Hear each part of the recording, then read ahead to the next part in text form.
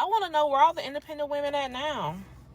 Y'all was so loud and boisterous and hollering from the rooftops how you don't need a man to pay for this, and you don't care about no man. Men are dogs, men are narcissists. They all cheat.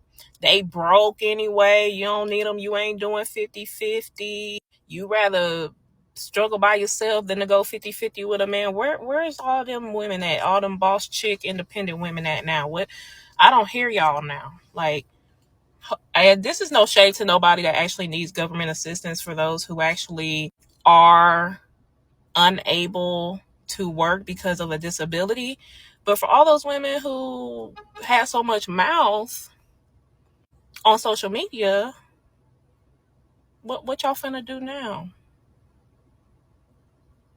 I mean, I ain't gonna even say what it is, but you know what I'm talking about. How men was paying $40 to sleep with women. They talking about this is exactly what they've been waiting for. Finally figured out why women don't want to go 50-50, and I'm not joking. Serious video here. Bitcoin just crashed. So I'm looking at TikTok and I see all of these men complaining about losing tens of thousands or hundreds of thousands of dollars. One guy lost $500,000. And then I'm looking at the women's side of TikTok and I see women complaining about losing their jobs, losing their apartments, losing their money, living paycheck to paycheck. And I finally figured out why you guys don't want to go 50-50. And the reason is because you guys are poor. You're broke. You're fucking poor. And I don't say that to be mean. Ladies out here really living paycheck to paycheck. They don't have it together. Most women are poor. 15 to 20% of women in the country are doing good and half of them are married. That's the problem. I get it. You couldn't afford to go 50-50 with most men. You ain't got the money. You guys are poverty stricken. I think you guys may have come upon a situation in life where you've bitten off more than you can chew in terms of the economy and in terms of how expensive everything is. If I was y'all, I'd get my cooking skills up and my Gawk Gawk 3000 with the two-hand twist skills up and find a dude. You guys are poor. You're broke. You're fucking poor. 74% of the dating market is filled with prostitutes, gentlemen, which means that leaves us with only 26% of trust fund baddies within the market. Winter is coming. Winter is coming. You see that? Winter is coming.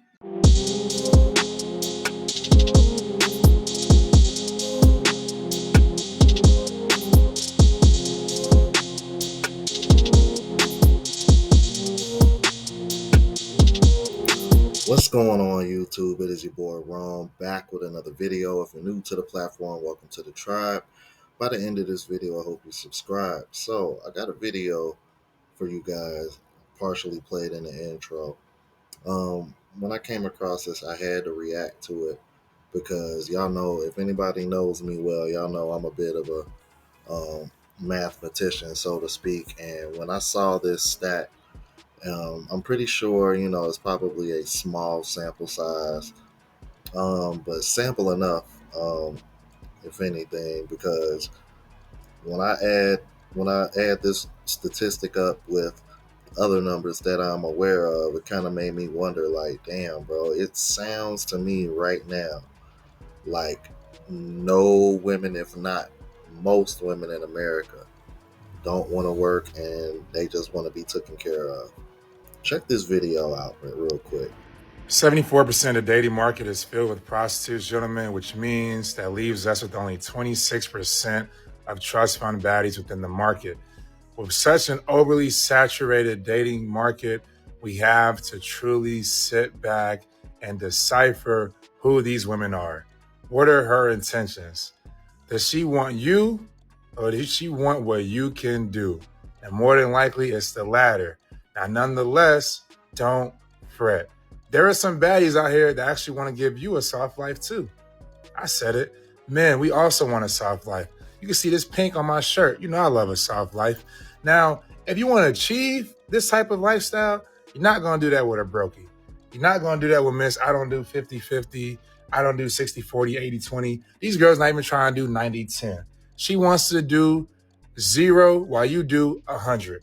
And if you don't want to be stuck in that kind of predicament, the best thing you can do is ask, who's her daddy? You need to know who's her father. What does her family do? What type of background she come from? Is she already successful? Because if not, you're going to have a very long relationship of being a caretaker. These women don't want partners, they want providers. And you have to realize that if not, you're going to be doing a lot of providing. You're going to be frustrated because you think this woman at some point is going to turn and change for the better and appreciate everything you've done. But my brother in Christ, she's never wanted to do anything for anyone other than herself. She's been living the princess treatment ever since she came out of the womb, and she wants you to do what her father has not been able to do the entirety of her life. Now, you don't have to be a fool. You can choose to get a trust fund baddie, or you can choose to date a poor. The decision is yours. Trust fund baddies only. Now, again, obviously, we don't know what this sample size is, but let's just say, for the sake of argument, if on average you were to ask every woman in America and it came out to that same percentage or roughly around that. Last time I looked at the stats, only about 24 or 26% of women have the luxury of being stay-at-home wives and mothers.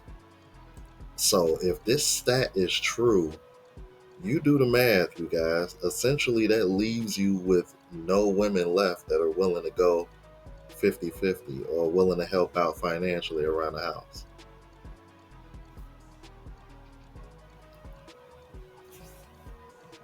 Cook, bro. Cook, bro. It's like, I mean, like, I'm pretty good at math. You feel me? I can't remember if it's 24 or 26, but take your pick.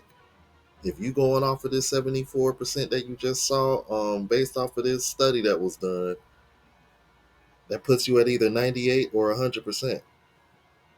Now, obviously, this ain't 100% accurate, but if it's anywhere in that ballpark, that lets you know, as an American man, what your dating market is now. And keep in mind, you live in a country where women have more privilege than just about anywhere else in the world. Can provide for themselves, have a credit card, own a home, car, etc., etc. And these women are still wondering why passport bros is a thing. I'm like, hell, at this point, y'all are practically y'all are influencing the market for passport bros to increase. Because if this is what is required of American men, why would they do it in America, where the women are far less traditional than these women in these other countries? Something to think about, man. I'm like, if this is how women go make their requirements in the West, y'all damn sure can't be shitting on passport bros. Y'all really can't. I'm like, because it's actually a lot smarter when you think about it. So someone tagged me in this, right? It's these messages. Guy says you're the opposite of soft. She says, I want to be a stay-at-home wife. I don't want to work. I don't want to climb no ladder. I don't want to be an independent woman. Your parents have a spare room. I want to be taken care of. Guy says you are looking for your mother and father. Perfect response. Literally 10 out of 10, no notes for him. But look at these comments. Always, always, always have your own thing going and your own money. Then this guy says he may be joking, but deep down he may be serious if you keep saying stuff like that. And then she said, going back to my parents would be a win. I would never have to pay for anything again. Like, there are just certain people, okay, men and women, but this is particularly a woman, that don't want to be adults. And also, like, there are other comments where it's like kind of like this narrative where like he's almost like an abuser. Like, oh my gosh, may that love never find me. Like, oh, you gotta stay away from men like this. Like, you know how as we've advanced in society and became more progressive, we've normalized things? I think there are some things we need to start stigmatizing. Like the concept of someone aspiring to do nothing with their life. Someone plainly and in your face saying that they don't want to go. I feel like people should be embarrassed to say something like that. But no, people just let it slide. Like, they don't care about the internalized misogyny of it all. Like, for society, this is not good stuff. Like, how are we going to defeat the patriarchy, which we should all be striving to do, if stuff like that is going on? So because they will never defeat the patriarchy, because the things that they value most in men is what they benefit from out of the patriarchy. But I will say this, I am with the response 100%, because I always found it very hypocritical for women to sit over here and say, well, if he want to go 50-50, he want a roommate. And then on the other hand, if you want a woman that cooks and clean, oh, you must want a maid, you must want a mom. But then on the other hand, a man paying for everything and you just sitting at home doing nothing doesn't make him your father. Hmm. See, I'm like, bro, you talk about some emotional manipulation, gaslighting. Good. I mean, like, damn, that got a little bit of everything in it. If you break it down like that, bro, you see why so many men ain't going for it. That sounds illogical as fuck. Reason I don't fuck with this whole provider man bullshit on TikTok is because all these bitches yap about is a man paying for literally everything. You telling me I gotta get my bread up for two people? I gotta take care of your broke ass, you broke ass bum ass bitch. Meanwhile, you out on the streets right now being a thought. Miss me. Swiss miss me. Idea of a provider man is a fantasy that's being sold to younger women and younger women only. And I'll give you a really good example of this. Name me one male content creator who is making advice for young men about how to be a provider. And there isn't one because it's a dream that's being sold to women and women only. If you're in a relationship like this where the man is paying for absolutely everything, not just dates, where he's paying for the rent, the mortgage, the car, your phone bill, all of these things, there's usually some sort of exchange of resources, whether that's emotional or physical labor. You're either his entire emotional support system, or you're doing the cooking, you're doing the cleaning, you're doing all these things. And that is because relationships by nature are inherently in some way transactional.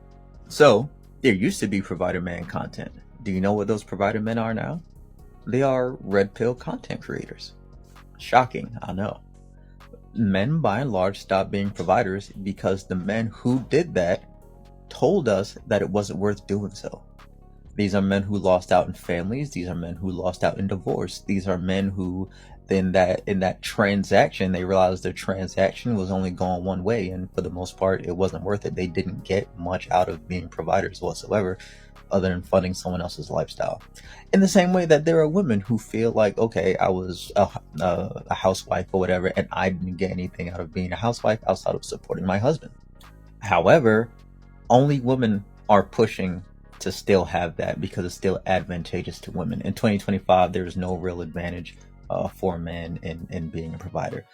Not socially, especially not economically. It kind of doesn't make sense unless you have a lot of money to be able to do so. And I don't really see a reason to be that 100% dude unless you have a wife and child at home and it's within like the first 2 years of that kid being born. Other than that, like, what are we talking about? But yeah, that generation of men that were full providers, the women that are telling y'all to get provider men, divorced those men, took half their shit, and those men came back and told us, hey, don't fucking do that. That's a 360 loop that we're living in, and the men that y'all are left to deal with are because of the direct consequence of the women that y'all are listening to. And you ever notice this is the part of the conversation that you never hear women speak of that demand men that pay for everything? And usually the common response that I hear is the only men that speak about that part of the conversation are men that don't have the money to lose. Huh? I'm like, y'all, and it just goes to show you once again more manipulation and trying to insult and guilt men into being okay with this shit. Y'all really expect us to believe that men who actually have, like, even you mean to tell you expect us to believe that even rich men don't complain about this shit?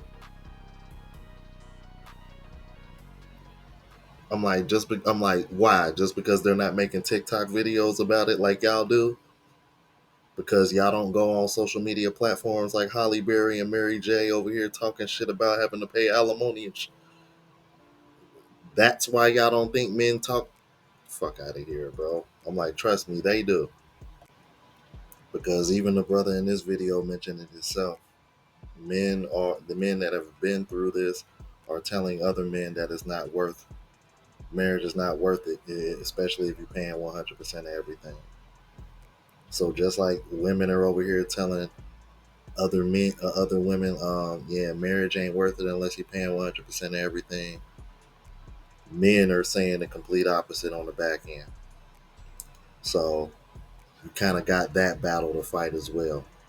And because men control access to marriage, women are going to have a hard time winning that battle, especially now that men are up on game because of RP content and RP content creators, like you mentioned. Another thing about the whole quiet luxury, I want to be taken care of, like I never want to lift a finger, work a day in my life shit, is that it is a massively lazy, disgustingly lazy cop-out from having any sort of goals or ambition for your life, okay? And before all of like the bean soup theory, like idiots get in my comments and they're like, but you know, I have all these issues and it's not my fault. And I'm not saying you have to be perfect all the time, okay? You do not at this very present moment have to have the perfect life plan and, you know, a calendar stretching to the year 2045 detailing what you're going to do.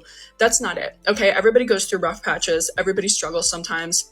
If you're at a low point in your life, congratulations. You are like the rest of the general population, okay? Like sometimes you just don't have a good time, and that's okay. What's not okay is letting that span on for several years or perhaps even decades in many people's experience, and not trying to better yourself and not trying to make goals and not trying to live your life. Okay, and a lot of this is really tied to self-worth and self-respect.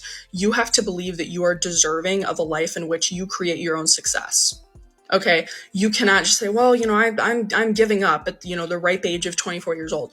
No. Okay, it's never too late to start over, but please, for the love of God, and I'm talking to like ladies specifically here, do not let yourself be one of these people that, you know, passes off like, you know, homemaking and, you know, being a stay-at-home wife, being a stay-at-home girlfriend and just, you know, puttering around town and, you know, my Range Rover and whatever. Do not let that be you.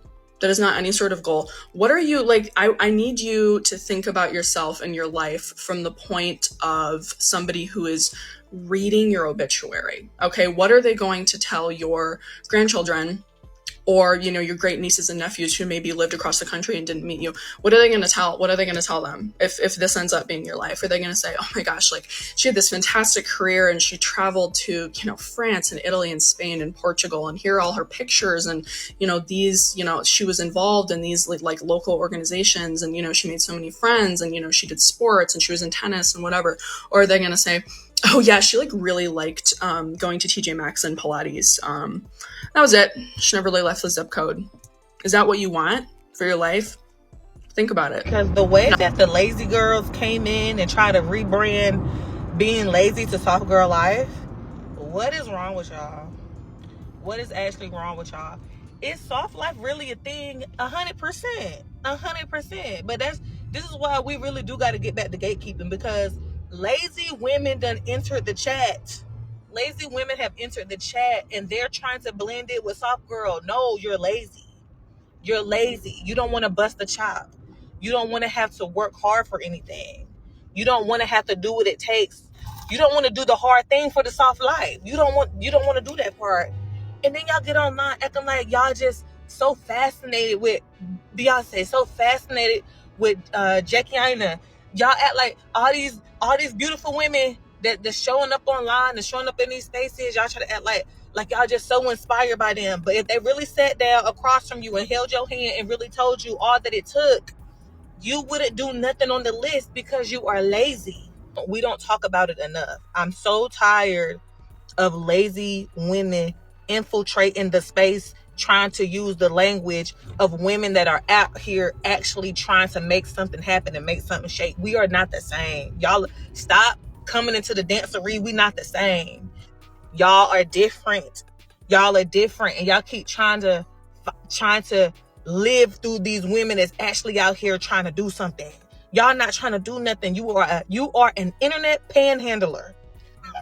Y'all are weakening the systems. I'm sorry. I'm sorry. It needed to be said. You ain't did nothing all year to try to get close to your goals and dreams. Your biggest aspiration is hoping that you land a man that can do it for you. That is your biggest goal. Is hoping that you land a man that just do it for you. So then you don't have to take care of yourself like the adult that you are. I'm so tired of playing with y'all. I am.